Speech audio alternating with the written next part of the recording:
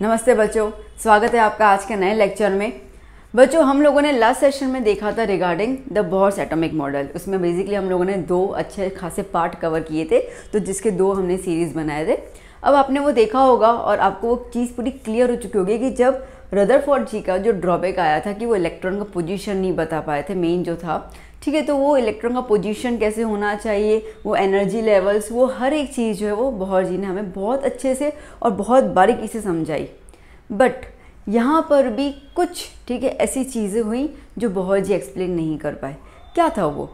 Basically उसके अंदर ऐसा था ना कि जब तक ये पूरी थियोरी रिलीज हो, ठीक है, सब पता चले, सब कुछ हो, तब तक बहुत सारे एडवांस इक्विपमेंट्स और चीज़ें जो है वो इस्टेब्लिश हो चुकी थी। ओके, बिहाइंड द बैक वो सब चीज़ें हो चुका था। तो अगर हम ये देखते हैं तो एक टेलीस्कोप या एक मशीन जो है, ठीक है, वो बहुत हाई पावर की रिजोल्यूशन की तैयार हो चुकी थी तब तक। तो अब आपको पता होगा कि हम लोग जब लास्ट दो सेशंस में कर रहे थे बोहर जी का मॉडल, तो हमने उसमें ये देखा था और एक कंडीशन था कि बोहर जी का जो मॉडल है वो सिर्फ हाइड्रोजन जैसे स्पीशीज़ पे ही काम करेगा। इसका मतलब कि ये जो है वो सिर्फ एक इलेक्ट्रॉन अवेलेबल होगा, उन्हीं ही एटम के ऊपर ये चीज़ एप्लीकेबल होगी, ठीक है। तो बेसिकली वो वाला जो पॉइंट है वो यहीं लिमिटेशन में आ ही जाता है, क्योंकि हमारे पास बहुत सारे एलिमेंट्स हैं जिनमें एक से ज़्यादा इलेक्ट्रॉन्स अवेलेबल है, तो उनका क्या, ठीक है, उनका स्पेक्ट्रम देखने का क्या ज़रिया है। तो एक लिमिटेशन तो यहीं पे आ गया। ओके, दूसरा लिमिटेशन ये है कि जब वो हाई पावर रिजोल्यूशन से उसी हाइड्रोजन एटम को जब देखा जिसको बोहर जी ने एक्सप्लेन किया था और वो स्पेक्ट्रल लाइन्स हमें बताई थी, लेमान बर्मार सीरीज जो भी हमने देखा था, ठीक है, तो वो सारी स्पेक्ट्रल लाइन्स तब तक थी। बट उसके बाद ना ये पता चला कि हर एक लाइन जो है ना वो आगे जाकर और भी ज़्यादा स्प्लिट हो जा रही है। जैसे फॉर एग्जांपल कि अगर हाइड्रोजन एटम की एक लाइन आ रही है और वो स्प्लिट हो जा रही है येलो में, तो येलो भी आगे जाके और लाइंस में स्प्लिट हो रही है। तो वो वाला जो कॉन्सेप्ट है ना, ठीक है, दैट इज़ द इंस्टेबिलिटी। मतलब वो उसका कोई एक्सप्लेनेशन जो है वो बोहर जी नहीं दे पाए थे। तो अब ये कुछ प्रॉब्लम से उभरने के लिए, ठीक है, दो प्रिंसिपल्स हम लोगों को करने पड़ेंगे, दो कॉन्सेप्ट करने पड़ेंगे। और उसमें से पहला कॉन्सेप्ट जो बताया है वो है डी बॉगे, जिनका पूरा नाम एक्चुअली लुई डी बॉगे, ठीक है, उन्होंने बताया था। He was a French scientist, ठीक है, इन्होंने हमें बताया था। अब क्या बताया इन्होंने? बिल्कुल अलग थ्योरी ही ले ली, ठीक है। अब क्या है, पहले हम उसकी बात करते हैं। जहाँ पर, ठीक है, जहाँ पर इन्होंने अपनी थ्योरी का नाम दे दिया डुअल नेचर ऑफ मैटर, या तो फिर dual behaviour of matter. Okay, अभी तक हम लोगों ने ये रीड किया था कि कोई भी एक जब रेडिएशन आता है, जैसे सन के यहाँ से एक रेडिएशन आ रहा है, ठीक है, तो जब वो रेडिएशन आता है तो उसके दो नेचर होते हैं। ओके, हमने डिस्कस किया था लास्ट वीडियोस में। तो एक होता है वेविक नेचर, जिसको हमने इलेक्ट्रोमैग्नेटिक वेव थ्योरी कहा था, उसके अकॉर्डिंग हमने एक्सप्लेनेशन देखा था। और दूसरा हमने प्लैंक्स थ्योरी के हिसाब से देखा था कि हर एक जो वेव होगा वो वेव बेसिक कंटिन्यूस नहीं होगा, वो छोटे छोटे पैकेट्स में डिस्ट्रिक्ट होगा, ठीक है। इसके बारे में हमने काफ़ी चर्चा की थी। तो अगर हम इस चीज़ को लेके चलें तो हमें ये पता है कि कहीं से भी कोई रे आएगी तो एक तो उसका वेविक नेचर हो जाएगा, ठीक है, जिसको हम लोग कहते हैं electromagnetic wave theory, electromagnetic wave. Okay, और इसके साथ साथ हमने ये भी देखा था कि जो वेव है, ठीक है, एक्चुअली कंटिन्यूस है। फिर हमें प्लैंक जी ने और आइंस्टाइन जी ने ये बताया कि एक्चुअली वेव जो है वो आपको स्मॉल, ठीक है, पैकेट्स में मिलेगी, जिसको हम लोग एनर्जी पैकेट्स कहते हैं, ठीक है ना, इस तरीके से। और इसको बाद में उन लोगों ने क्या नाम दिया? फोटोन। याद है, हमने ये सारी चीज़ें कवर करके रखी हुई थी, ठीक है। क्या नाम दे दिया उसको? फोटोन। ओके, दैट मीन्स उन्होंने ये कहा कि जब रे आती है तो रे बेसिकली आपको कंटिन्यूस नहीं मिलेगी, आपको स्मॉल यूँ पैकेजेस के दौरान जो है वो ट्रैवल करते हुए मिलेगी। तो ये स्मॉल पैकेजेस को उन्होंने क्या नाम दे दिया? फोटोन दे दिया।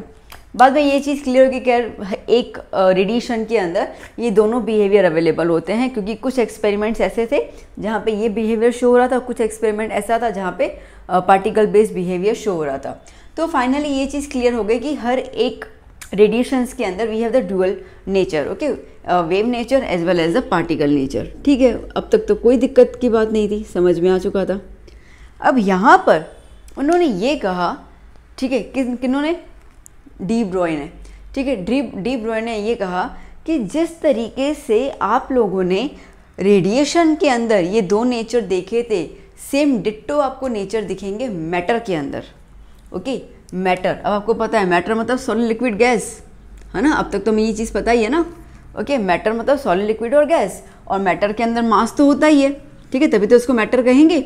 आज हमारे रूम में, ठीक है, आप जहाँ पे बैठे हो आप आपके आसपास देखोगे each and everything is matter and matter has मास, ये हमने 9th में देखा था। ओके, तो मास है, तो मास के हिसाब से आपको यहाँ पे दो चीज़ें कहने होंगी। एक तो ये होगा कि ये जो मास होगा, ठीक है, ये पार्टिकल की तरह भी बिहेव करेगा और ये वेव की तरह भी बिहेव करेगा। अब अगर हम देखें पार्टिकल की तरह बिहेव करेगा तो थोड़ा ना समझ हम सकते हैं, क्यों? क्योंकि हमें लोअर क्लासेस में बताया गया था, ठीक है, कि जो मास होता है उस मास के अंदर मतलब कोई भी मैटर जो होता है, ठीक है, उस मैटर के अंदर आपको प्रोटॉन, ओके, न्यूट्रॉन, इलेक्ट्रॉन मिलेंगे, ये उन्होंने बोला था, ठीक है, ये अपने को पता है। तो चलो भाई, हमें पता है ये एक मैटर जो है वो इन 3 पार्टिकल से मिलके बनता है, तो इसके लिए हम इसको पार्टिकल नेचर बोल सकते हैं कि इनका बिहेवियर जो भी हम देखेंगे तो that is consider as a particle nature, ठीक है, फाइन। बट वेव नेचर मतलब क्या? वेव कैसे हो सकता है?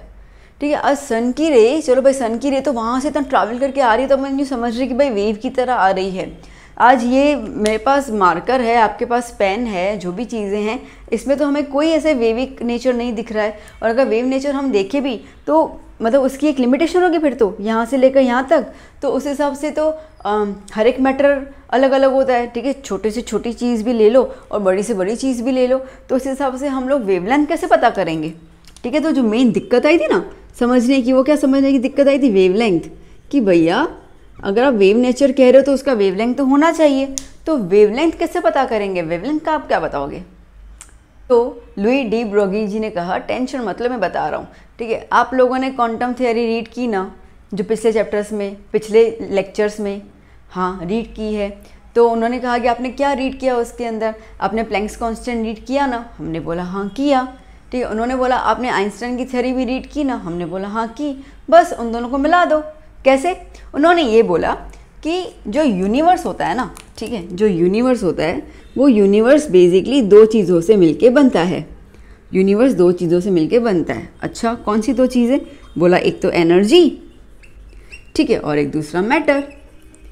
इन दोनों, यही दोनों चीज़ें आपको दिखेंगी और कुछ नहीं दिखेगा। हमने बोला हाँ ये बात तो है, ठीक है। जैसे कि अगर अभी आपके रूम में लाइट है तो लाइट एनर्जी, हीट एनर्जी भी दे रही है, लाइट एनर्जी भी है, फ़ैन घूम रहा है तो विंड एनर्जी, ठीक है। अब अगर फ़ैन घूम रहा है तो फ़ैन जो है वो मैटर हुआ, तो मैटर से एनर्जी आ रही है, ठीक है, और एनर्जी भी आगे जाके मैटर में कन्वर्ट हो जाती है। और ये चीज़ तो हमें आइंस्टाइन जी ने बहुत पहले ही बता दी थी, जिसकी वजह से उनको नोबेल प्राइज़ मिला था, सीधी सी बात है। तो उन्होंने हमें क्या बताया था? E=mc²। ये तो उन्होंने पहले ही बता दिया था। और उन्होंने बताया था कि एनर्जी और मास का एक रिश्ता होता है, ठीक है। इसका मतलब कि एनर्जी मास में से निकलता है, ठीक है, और मास जो है वो एनर्जी को लिबरेट करता है, मतलब दोनों आपस में इंटरकनेक्टेड हैं। हमने बोला हाँ बात तो सही है। और एनर्जी को हम जब भी विजुअलाइज करेंगे तो हम उसको विजुअलाइज करेंगे in the form of wave, है ना। आज अगर सोचो एनर्जी, लाइट एनर्जी जा रही तो हम क्या सोचेंगे? वेव की तरह जा रही है, ठीक है। बचपन से हम लोगों को ये चीज़ कॉन्सेप्ट दिमाग में बिठाए गए, सही भी होंगे, सीधी सी बात है। तो हम ये कह रहे हैं कि जो एनर्जी है वो वेव के फॉर्म में ट्रैवल करती है, ओके। और मैटर, मैंने अभी ये बताया, मैटर का हमें ज़्यादातर ज्ञान किस बात का है कि वो पार्टिकल बिहेवियर शो करेगा, क्योंकि उसके पास 3 पार्टिकल्स हैं। अगर हम लोग ये कह रहे हैं कि एनर्जी और मैटर दोनों इंटरकनेक्टेड हैं, तो इसका मतलब ये है कि एनर्जी जो होगा वो पार्टिकल की तरह बिहेव करेगा। हाँ करेगा। क्यों? क्योंकि हमने प्लैंक्स की जो थ्योरी देखी थी उसमें हमने ये चीज़ देखी थी, ठीक है। प्लैंक्स कांस्टेंट की जो हमने थ्योरी थी उसमें हमने यही देखा था कि जब भी एक रे ट्रैवल करेगी तो वो स्मॉल पैकेट्स में करेगी, और उसको उस टाइम फोटोन नाम दिया गया था, क्योंकि हम लोग तब लाइट के बेसिस पे बात कर रहे थे, ठीक है। तो basically light is a form of energy, तो हम ये चीज़ बोल सकते हैं कि हाँ इसका भी तो अपने को ज्ञान है। तो अगर इसका ज्ञान आपको है तो अभी आपको एक और ज्ञान लेना है, और वो ये लेना है कि मैटर के अंदर भी वेव है, ठीक है। मैटर भी वेव की तरह ट्रैवल कर सकता है, ओके, ठीक है। फिर से जो सुई अटकी, हमने बोला कि बात तो सही बता दी है आपने सर जी, बट हमें ये तो बताओ कि वेवलेंथ कैसे पता करेंगे। बोला रुको मैं बताता हूँ, उसके लिए पहले मैं बोर्ड रब कर दूँ। ठीक है, मैं बोर्ड रब कर देती हूँ। ब्रो जी ने हमें ये कहा कि देखो आप लोगों को ये तो पता ही है, आपने जो भी स्टडी की है, तो उन्होंने ये कहा कि अगर आप फोटोन का केस लेते हैं ठीक है। तो उसके अंदर अगर आप वेव नेचर की बात करेंगे उसके, तो उसके वेव नेचर के हिसाब से हमारे पास एक इक्वेशन थी और वो ये थी E = h × न्यू, ठीक है, जहाँ पे E जो है वो एनर्जी है और न्यू जो है वो फ्रीक्वेंसी है, मतलब किस फ्रीक्वेंसी पे फोटोन जो है वो ट्रैवल करेगा। हमने बोला हाँ ये तो हमने किया था, ठीक है। फिर उन्होंने कहा मैं फिर से इसी को ले रहा हूँ, if a case of photon, अगर हम फोटोन का ही फिर से केस ले लें तो आपने ये खुद नहीं बताया था कि उनका जो है वो पार्टिकल नेचर भी है, ठीक है, as per the Einstein and Planck ji.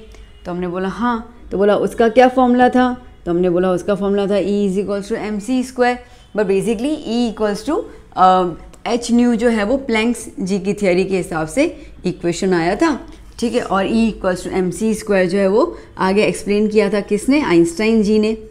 तो बोला कि ये दोनों फॉर्मूला उन्होंने ही दिए हैं और आप उनकी थियोरी को सही मानते हो। हमने बोला हाँ मानते हैं। बोला कुछ नहीं, अब इनको एक साथ लिख देते हैं। तो दोनों अगर एनर्जी की बात कर रहे हैं, इसका मतलब कि वेव के हिसाब से एनर्जी जा रही है, पार्टिकल बिहेवियर के हिसाब से एनर्जी आ रही है, दोनों सेम ही होंगी क्योंकि हम उसी फोटोन की बात कर रहे हैं। तो from equation 1 and 2 h new = mc², okay. तो उन्होंने कहा कि न्यू को आप एक और में लिख सकते हो। हमने बोला हाँ, c/λ में हम इसको लिख सकते हैं mc²। तो फिर ये c और ये c कट जाएगा तो क्या बच गया, h/λ = mc। तो मैं लैम्डा को ऊपर शिफ्ट कर लूँ और mc को नीचे शिफ्ट कर लूँ तो क्या हो जाएगा, λ = h/mc, ठीक है। हमने बोला ठीक है, ये बात भी सही है। तो बोला कि अब बताओ, अब इस फॉर्मूला से तुम्हारी वेवलेंथ निकलेगी नहीं निकलेगी।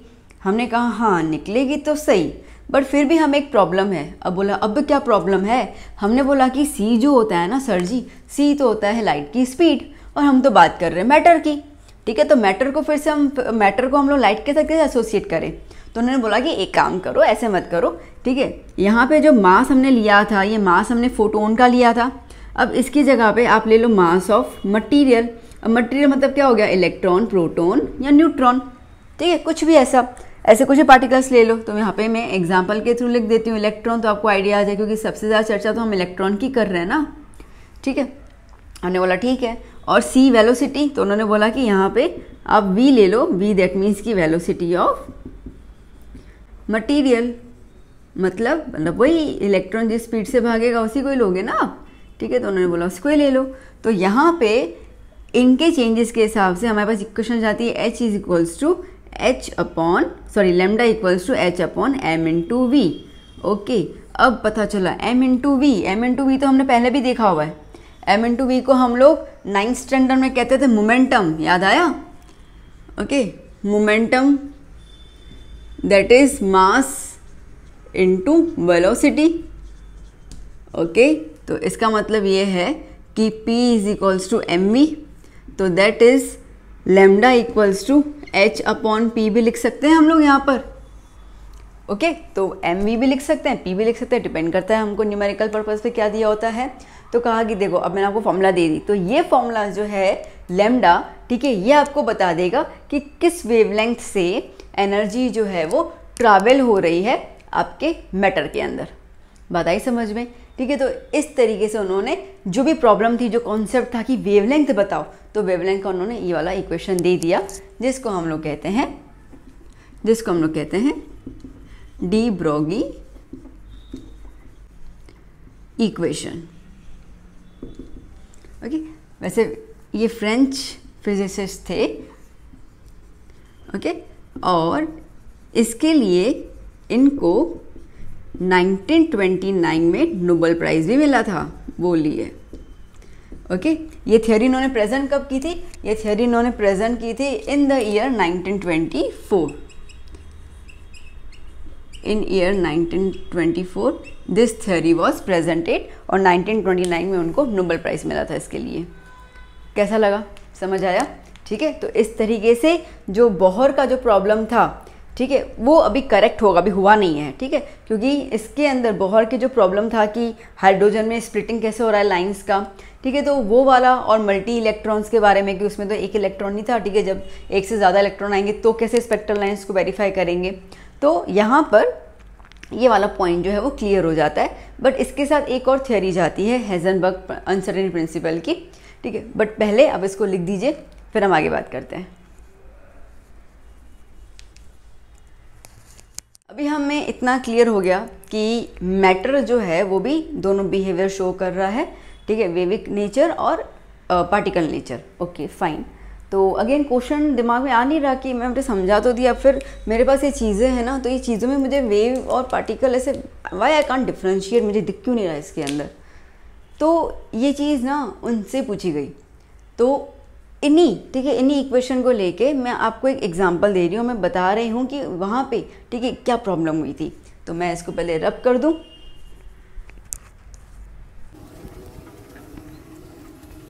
बेटा एक सपोज करते हैं कि एक बॉल है 0.1 kg का, ओके, और वो 60 मीटर पर सेकंड की स्पीड से मूव कर रहा है, ठीक है। As per the formula h तो प्लैंक्स कांस्टेंट है, ठीक है, p that is m into v हो जाएगा, मास पता है, वेलोसिटी पता है, तो हम लोग लैम्डा निकाल सकते हैं। सो फॉर्मूला क्या है, lambda is equals to h upon p that is lambda equals to h upon mv। तो lambda equals to h is 6.626 into 10⁻⁻34। ये प्लैंक्स कांस्टेंट का वैल्यू है जो आपको लर्न हो जाना चाहिए। अभी तक इतनी थ्योरी अपन कर चुके हैं। मास मैंने बताया 0.1 और वेलोसिटी हम ले रहे हैं 60। ओके, इसको आप जब सॉल्व करेंगे ना बेटा, तो इसका आपको आंसर मिलेगा 10⁻34 मीटर। 10⁻34 मीटर, समझ लो, मतलब कि इसका आंसर कैसे हो जाएगा ना 0.000, मतलब कि 34 टाइम 0 आएगा तब जाके 1 आएगा। इतना छोटा, इतना छोटा। ओके चलो एक और एग्जांपल लेते हैं हम इसके अंदर कंपेयर करने के लिए। अब मैं यहाँ पे इलेक्ट्रॉन के मोशन का ले रही हूँ, ठीक है, कि एक इलेक्ट्रॉन है वो मूव कर रहा है और हमें पता है इलेक्ट्रॉन का मास 9.11 इंटू 10⁻31 kg होता है, ठीक है। अब मैं थोड़ा सॉल्यूशन इजी करने के लिए 9.11 को मैं 10 इंटू 10⁻31 ले लेती हूँ, दैट मीन्स कि 10⁻30 kg ले लेती हूँ, ठीक है ना। ओके, और वो जो है वो स्पीड से जो भाग रहा है, okay, so moves with a speed of 60 metre per second. Same इसी की स्पीड ले ली हम लोगों ने, क्योंकि स्पीड सेम रखेंगे तभी तो हम लोग लैम्डा निकाल पाएंगे ना। तो lambda equals to, okay, h की जगह 6.626 into 10⁻34 upon mass is 10⁻30, okay, and speed is same 60। तो आप जब इसका आंसर निकालोगे ना बेटा, आपको मिलेगा 10⁻5 मीटर। ओके, अब आप सोचो 10⁻5 मीटर, इसका मतलब कि 0.000001, इतना ही। और ये कहाँ था 0.00034, तो जीरोस थे इसके अंदर, तब जाके 1 आ रहा है। डिफरेंस समझ आया। तो भले ही, ठीक है, भले ही डी ब्रॉय जी ने ये कहा कि मैटर के ऊपर लागू है, बट पूरे मैटर पर लागू नहीं है, ठीक है। जैसे पूरा ये मैं मार्कर बोलूँ, मैं बोलूँ कि दिखना चाहिए बट नहीं दिखेगा, क्योंकि ये मैक्रोस्कोपिक है, ओके। और उनकी जो थियोरी थी ना, वो कितना भी उन्होंने बोल दिया, बट एक्सपेरिमेंटली, ठीक है, जब हम कैलकुलेशन के थ्रू कर रहे हैं तो उनकी थियोरी जो है वो माइक्रोस्कोप वाले चीज़ों पे ही एप्लीकेबल है। Like electron is a microscopic material ना, ठीक है, तो वो माइक्रोस्कोपिक के लिए ही एलिजिबल है। ये जो मैक्रोस्कोपिक है जिसको हम आंखों से देख सकते हैं, ठीक है, उसके लिए एप्लीकेबल नहीं था। तो ये सिग्निफिकेंस सही था, गलत नहीं था, बट ये रीज़न की वजह से आपके आसपास जितनी भी चीज़ें हैं, ठीक है, दीवार हो गई, वार्डरोब हो गया, टीवी हो गई, जितनी भी चीज़ें, उनके अंदर आप ऐसा कुछ भी ऑब्जर्व नहीं करते हो। आपको सारी चीज़ें स्टेशनरी दिखती हैं, ठीक है, ना हम उनको वेविक नेचर का फॉर्म बोलते हैं, ना हम उनको पार्टिकल नेचर के हिसाब से देख सकते हैं, बिकॉज कि ये थियरीज अभी भी, ठीक है, माइक्रोस्कोपिक पार्टिकल्स के लिए ही एप्लीकेबल है। That means electron, proton, neutron, उसमें भी इलेक्ट्रॉन ज़्यादा क्योंकि वो घूमता है, ठीक है, प्रोटॉन न्यूट्रॉन नहीं घूमते हैं, तो इसके लिए वो इलेक्ट्रॉन पे ही एक्चुअली एप्लीकेबल रहेगा and the radiations. Well okay, तो ये भी चीज़ क्लियर हो गई कि हम लोगों को क्यों हमें नहीं दिख रही हैं हमारे आसपास। तो आई होप कि आपको ये वाला पॉइंट जो है वो समझ आ चुका होगा। तो अभी हम लोग शुरू करने वाले हैं नेक्स्ट कॉन्सेप्ट, ठीक है। बोहर की जो थ्योरी थी, ठीक है, उनको रिकरेक्ट करने के लिए एक नेक्स्ट कॉन्सेप्ट सीखना होगा, फिर हम उनके करेक्शन में जाएंगे। तो अब नेक्स्ट कॉन्सेप्ट जो रहेगा वो रहेगा हेसेनबर्ग्स अनसर्टेनिटी प्रिंसिपल, ठीक है। ये दो कॉन्सेप्ट बहुत इंपॉर्टेंट है। तो एक तो हमने यहाँ पे ड्यूअल नेचर देख लिया, अब वो वाला देखेंगे उसमें हेसेनबर्ग जी जो है वो हमें क्या समझाने की कोशिश कर रहे हैं और क्या बता रहे हैं। अच्छा, इसके साथ साथ मैं एक इंटरेस्टिंग फैक्ट बता दूँ। ये जो फिजिसिस्ट हैं हमारे, ठीक है, लुई डी ब्रोगी, एक्चुअली पता है जब इनके कॉलेज का टाइम था तो ये फिजिसिस्ट नहीं थे, ओके, ये ना ही कोई साइंटिस्ट थे। इनका तो एक्चुअली जो सब्जेक्ट था ना, ठीक है, वो सब्जेक्ट पता है क्या था उनका? Humanities, okay. वो जो है वो हिस्ट्री ना, पॉलिटिक्स, इकोनॉमिक्स, मतलब ये सब चीज़ें करते थे। इसके बारे में कोई ज्ञान नहीं था। बट हाँ, इनके जो एल्डर ब्रदर थे ना, वो फिजिसिस्ट थे, तो इसके लिए वो बहुत ज़्यादा फिज़िक्स में रुचि रखते थे। वो फिज़िक्स के बारे में घर पे भी चर्चा हो रही है, बातें हो रही है। तो उसके मुकाबले जो डी ब्रॉय जी थे, उनका काफ़ी इंटरेस्ट आने लगा फिज़िक्स के अंदर, ठीक है। और अपना फील्ड धीरे धीरे कब डाइवर्ट हो गया, कब ह्यूमैनिटीज़ से वो साइंस के अंदर आ गए, उन्हें खुद पता नहीं चला। और सोचिए कि 1924 में, ठीक है, ये वाली थ्योरी जो हम अभी कर रहे थे, ठीक है, ये थ्योरी का जो पूरा थीसिस होता है, क्योंकि पीएचडी के आपको सबमिट करना होता है ना, ठीक है, तो उन्होंने जो पूरा ये थीसिस सबमिट किया था और पहली बार में उनको 1929 में नोबेल प्राइज़ ही मिला। ये कहानी है, ठीक है। तो ज़रूरी नहीं है यहाँ पर कि आपको साइंटिस्ट बनने के लिए कोई डिग्री चाहिए, ये आप देख सकते हैं, ठीक है, आपकी कहाँ इंटरेस्ट है। तो इस तरीके से ये थ्योरी और भी ज़्यादा मज़ेदार हो जाती है। तो अभी हम मिलेंगे नेक्स्ट लेक्चर में। Till then, keep study, keep learning. Thank you for watching my video. Bye bye.